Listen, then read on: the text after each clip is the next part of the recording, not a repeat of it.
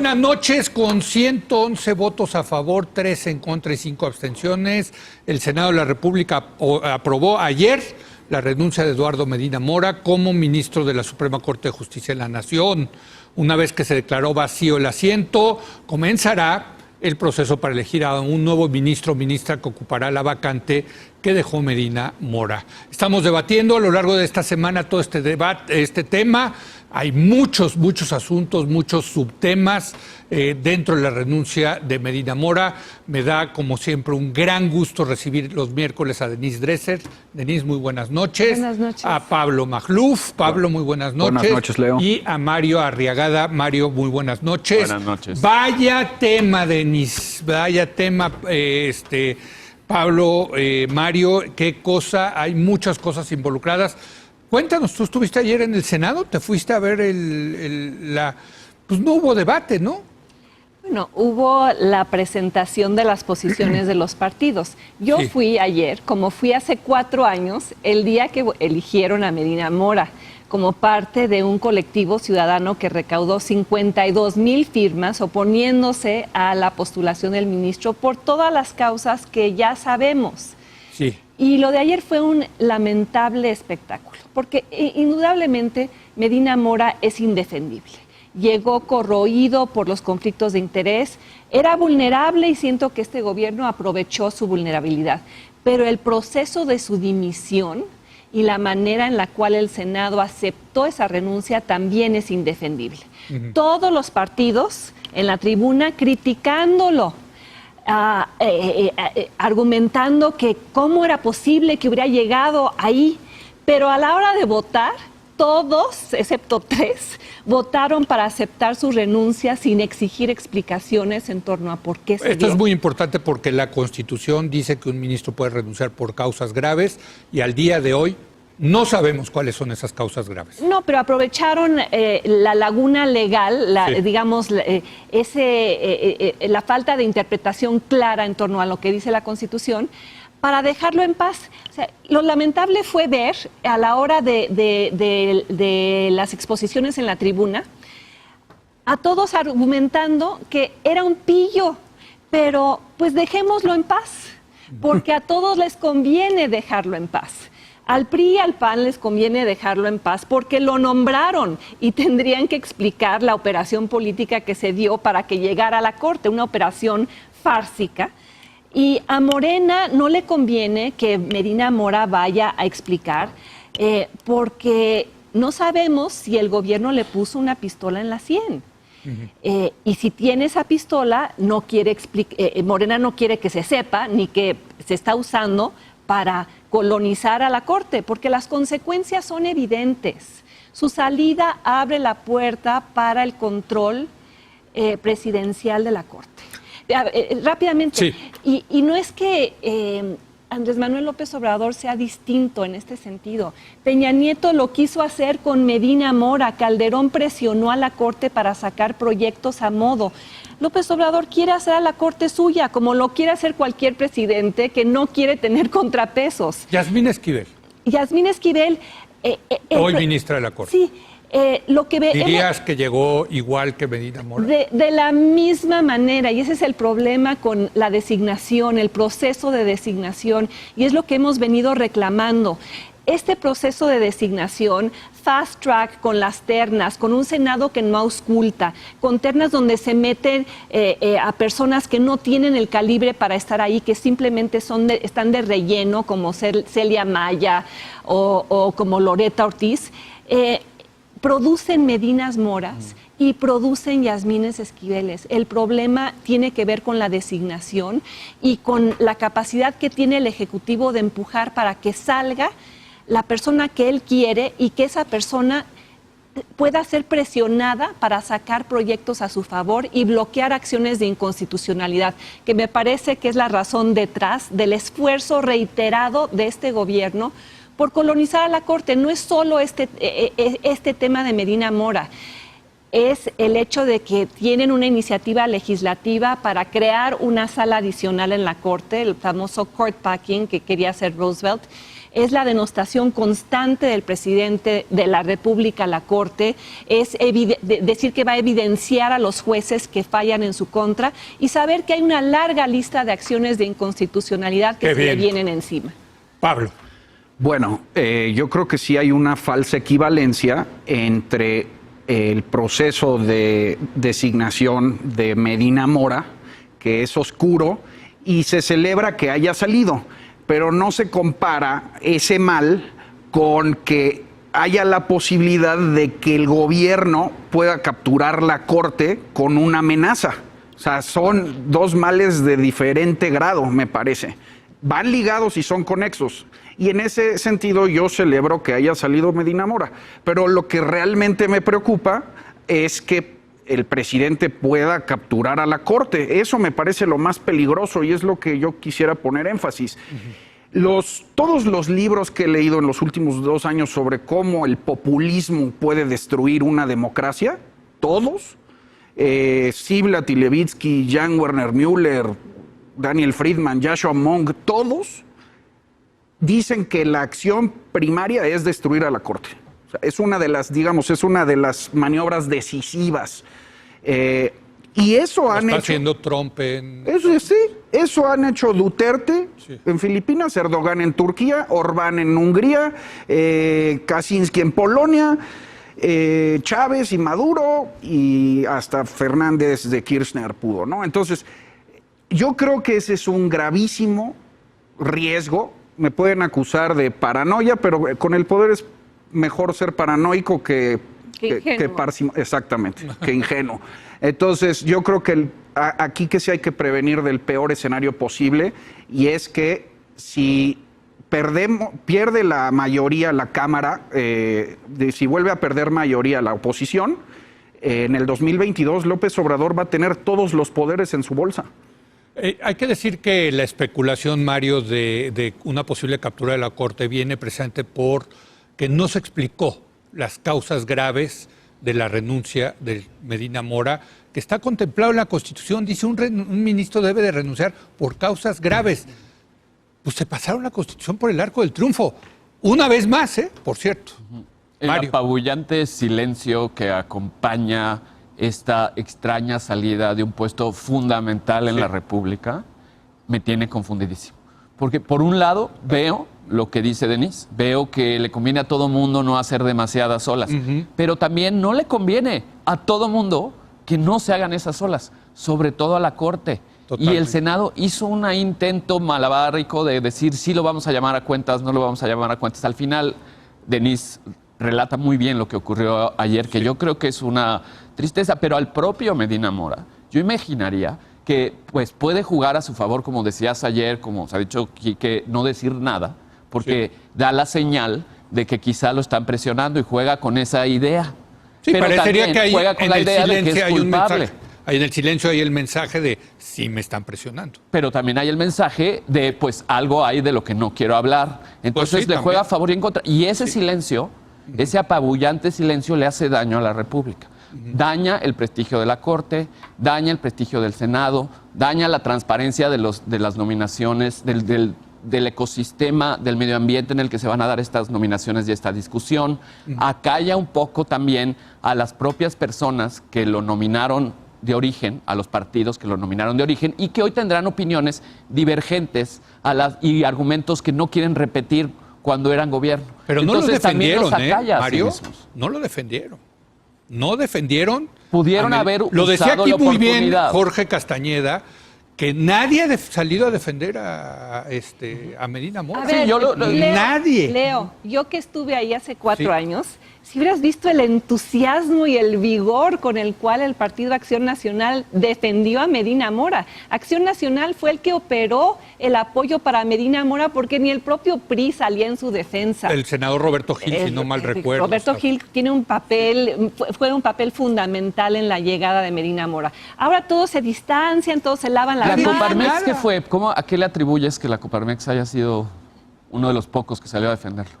Pues no salió a defenderlo a él en lo personal, ¿no? Sino por el principio de sí no remoción. No, sí salió a avalar su integridad. Creo que hay un lazo familiar ahí que lo explica.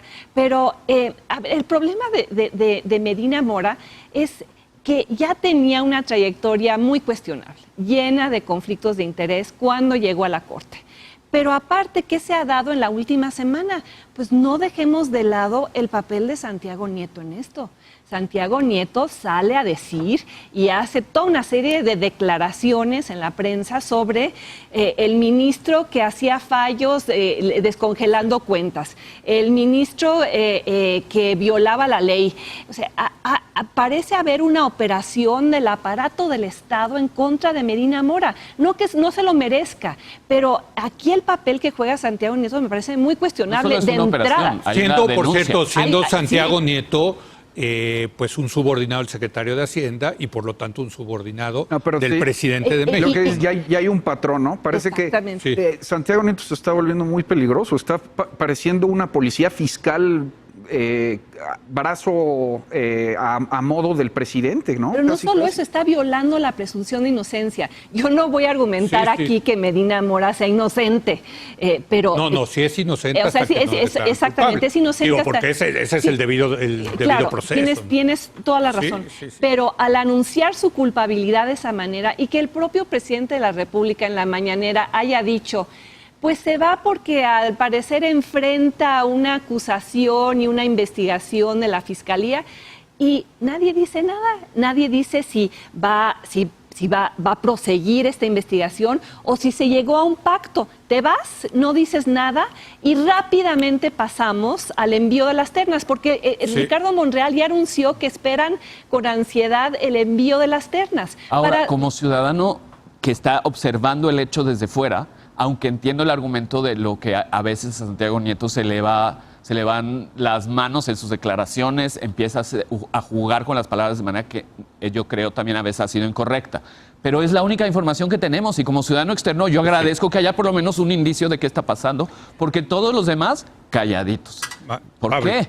Bueno, hablando de declaraciones infortunadas, creo que otro que está jugando muy mal es el ministro presidente Saldívar. ¿Sí? Sí, porque de verdad manda señales que comprometen la imparcialidad de la Corte. Yo las he estado siguiendo en Twitter y tiene razón de que la Corte no es oposición, aquí no los dijo cuando sí, vino, pero es contrapeso, ¿no? Y lo que dice él es, los invito a que vean los fallos, las sentencias de la Corte para que me digan que la Corte no es independiente. Sí, pero a ver, estás jugando mediáticamente en Twitter, a menudo ya, donde sus tweets sí se pueden interpretar como una tomada de partida. Y te pongo un ejemplo. A ver. Hay que leer los tiempos, ¿no?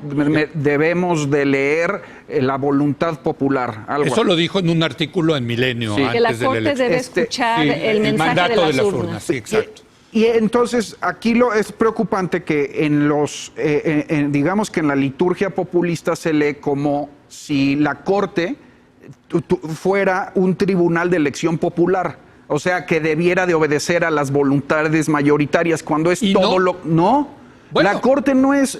Eso es justo el problema, esa es la confusión de conceptos.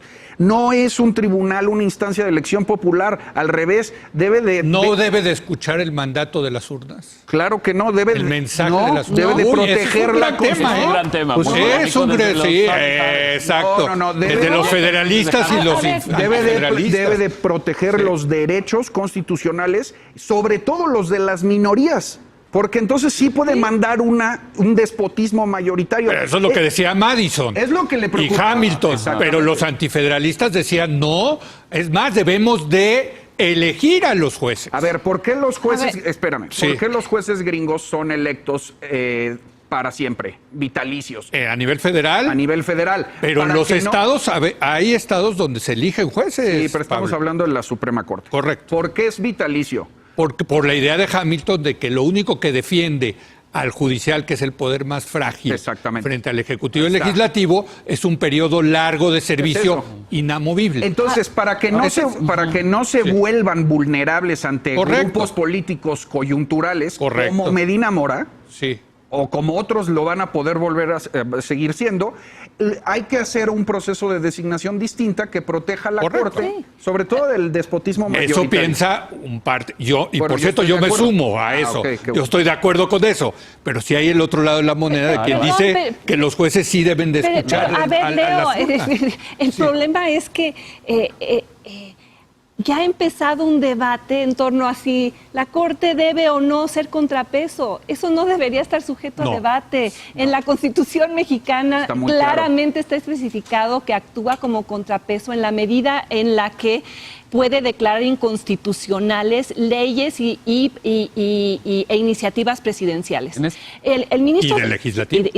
el ministro Saldívar puede decir, sí, revisen los votos del 2019, pero lo que preocupa son los votos que se vienen, los votos de la Corte ante las múltiples acciones de inconstitucionalidad. ¿Y no le das el beneficio que de la se le- duda? A ver, a mí me preocupa, y con todo el respeto y la admiración que le tengo a Arturo Saldívar, por el papel que jugó en los casos de Florence Cassés, de la guardería ABC, donde sí él vivió en carne propia la presión y la injerencia presidencial en la Corte. Pero me parece que está jugando un papel que puede resultar muy peligroso y muy contraproducente. Es presidente de la Corte, para tiene él que para equilibrar las...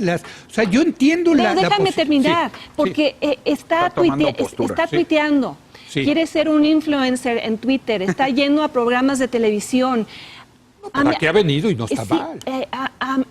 no está mal en la medida en la que sí mantenga la imparcialidad, pero si tú revisas uno por uno sus tweets de los últimos meses, cada vez más asume el lenguaje y los argumentos del presidente y de la acuerdo. Cuarta Transformación. De A ver, Mario. Y eso es lo que uno le cuestiona en su papel tuitero, porque ya empieza a decir cosas como ¿dónde estaban los críticos? Y la Corte no es partido de oposición. Para empezar, los críticos llevamos mucho tiempo aquí argumentando que el proceso de designación de la Corte tiene que ser distinto y que la Corte debe ser contrapeso. Por cierto, Y- yo creo que los ministros de la Corte de Estados Unidos ni Twitter han de tener, ¿no? Ni El cuenta de Twitter. presidente Porque- de la Corte no Sí. ha tuiteado una vez desde que empezó Trump, ni una vez. Porque el papel de un ministro de la Corte no es tuitear y no tuitear con Pero el sí lenguaje. estar en los medios, ¿eh? Yo creo que sí, porque bueno, pues, yo espero que venga, siga viniendo y nos siga A ver, explicando lo que está pasando en la Corte, ¿no? Los ministros que yo más admiro de la Suprema Corte estadounidense, Ruth Bader Ginsburg, por ejemplo, Sí. una ministra liberal, jamás ha tuiteado, ocasionalmente da alguna conferencia, pero incluso la arquitectura de la Suprema Corte estadounidense, esos creo que son 49 escalones, ¿qué es el mensaje que quieren dar? La Corte está retirada del debate político. La Corte está ahí para Por eso, cumplir con una función pero lo que constitucional. dice Saldívar es no, tenemos que también escuchar el mandato de las urnas, tenemos que escuchar lo que nos está diciendo la gente, en particular el Poder Judicial. Yo creo que, yo estoy de acuerdo con ustedes, pero creo que también hay méritos en los argumentos del otro lado, Mario. ¿no? En los argumentos del otro lado yo me declaro Javier Tellista. Exacto, como estuvo ahí el lunes. sí. estuvo fantástico Javier y lo resumió en una frase de la Corte cuando funciona bien es un pasito para atrás, un pasito para adelante. Debe estar o un paso adelante o un paso atrás, Ajá. digamos, del poder político. Del centro de cómo está estructurada el orden constitucional y sus múltiples tensiones políticas alrededor.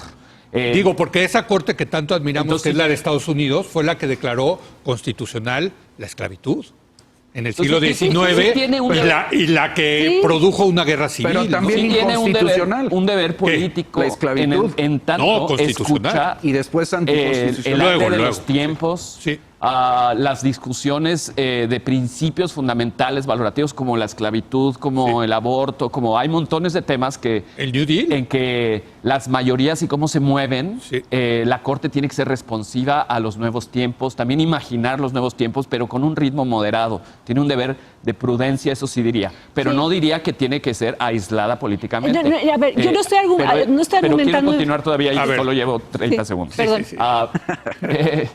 En segundo lugar, creo que es muy importante el tema de Saldívar, porque yo creo que si queremos proteger a la Suprema Corte de Justicia en estos tiempos, lo que tenemos que hacer es, de hecho, apoyar a Saldívar. Su trayectoria es tan casi intachable, no conozco los múltiples detalles, que seguro tiene toda una carrera tan compleja y ahora ya larga, pero ha tenido momentos brillantes Saldívar en su trayectoria. Desde el caso que hablábamos un poco antes de entrar a cámaras de Florence Cassés, que yo creo que estuvo fantástico.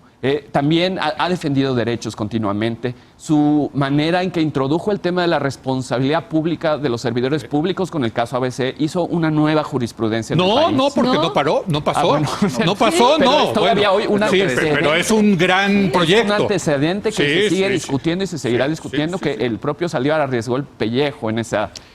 Y fue Calderón el que lo paró, Entonces y hoy se ha vuelto por los cambios y recambios, los nuevos ministros que van llegando en el auténtico decano, además de presidente, tiene también una visión de transformación del Consejo de la Judicatura que no me parece, hay que ver los detalles también, pero no me parece mal. Entonces, y de erradicar la corrupción en el Poder Judicial, que sí existe. Que sí existe. Y va por esa vía. Entonces, en ese sentido, creo que fijarnos solamente en las palabras que se tuiteó o no, es un juicio insuficiente en un momento delicado en el que deberíamos ver en él, sobre todo, un pilar y no un adversario. A ver, me está diciendo el productor que nos quedan 3 minutos, 1 minuto cada quien para concluir. Perdón, pero se nos acabó el tiempo. Pablo. No son excluyentes. Aplaudirle a Saldívar a ojos cerrados, todo y por todo, no. Pero ¿quién en eso hace estoy, es lo que pediste. Yo no estoy de acuerdo. O sea, no pedí eso. A ver, ayer fue a un programa con 2 propagandistas sin escrúpulos, John Ackerman y Sabina Berman, que son aplaudidores profesionales, y a decir a decir que López Obrador nunca lo había presionado. Puede ser verdad, pero eso acá también lo dijo. Eso ayuda a López Obrador. Bueno. Pero a ver, hay una historia. Estás hablando de ser un contrapeso. Sí. Hay una historia.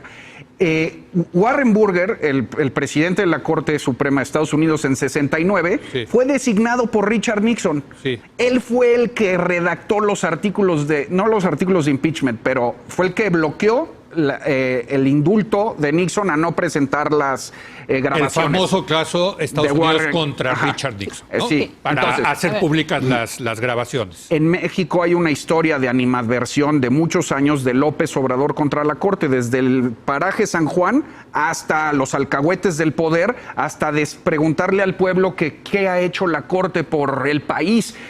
Me parece muy responsable que Saldívar salga mediáticamente, públicamente, en un programa de propaganda a decir que López Obrador es un gran amigo de la Corte. Eso es irresponsable históricamente. A ver, 1 minuto, Denis. Sí hay que apoyar a Saldívar en los temas que tienen que ver con la defensa de la autonomía, la imparcialidad y la transformación del Poder Judicial y la lucha contra la corrupción. Yo creo que sí hay que pedirle mucha más prudencia en cuanto a sus posicionamientos públicos, donde parece más un porrista del presidente que un defensor de la autonomía de la Corte. Claro. Y termino. Así lo ves. Y termino. Yo también.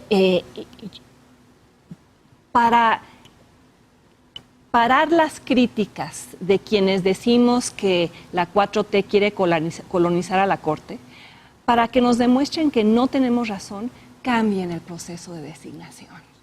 Bueno, inauguren un proceso riguroso, deliberativo, público de auscultación, papel que el Senado se ha rehusado a jugar en momentos anteriores y por eso tuvimos un Medina Mora. Inauguren un proceso con ternas donde haya perfiles donde importe más la trayectoria que la afinidad. Y dignifiquen a la Suprema Corte en vez de estar emulando a presidentes que han tratado de ponerla a su servicio. Yo creo que esa es la gran oportunidad y el gran reto ahora que se abre un proceso de designación de un ministro nuevo. Mario, yo 1 minuto. Creo que Denise es tibia al decir que lo que le pide a Saldívar es prudencia en su estrategia de comunicación. Creo que hay que pedirle más en este caso. No solo eso, hay que pedirle claridad por el bien de la Corte sobre lo que pasó con Medina Mora. Lo demás me importa menos. Lo que sí me importa es que la Suprema Corte hoy proteja su prestigio. No sé si él, pero él debería crear el medio ambiente en el que todos podamos saber, porque no está bien que aquellos que fueron encargados de proteger la Constitución con parte del mandato popular transferido vía el Senado y vía el Ejecutivo, para esa tarea tan difícil, puedan de repente irse sin explicar. Sería más lógico que otros puestos se pudieran ir sin dar explicaciones. Esto no está bien.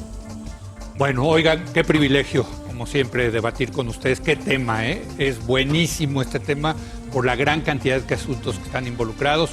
Gracias, Pablo. Gracias, Leo. Mario. Gracias, Denise. Hacemos una breve pausa y ahora viene Julio Ríos Figueroa, quien es un experto en la Suprema Corte para hablar precisamente de la sucesión, de qué podemos esperar de la sucesión de Medina Mora en la Corte. Regresamos en un momento más.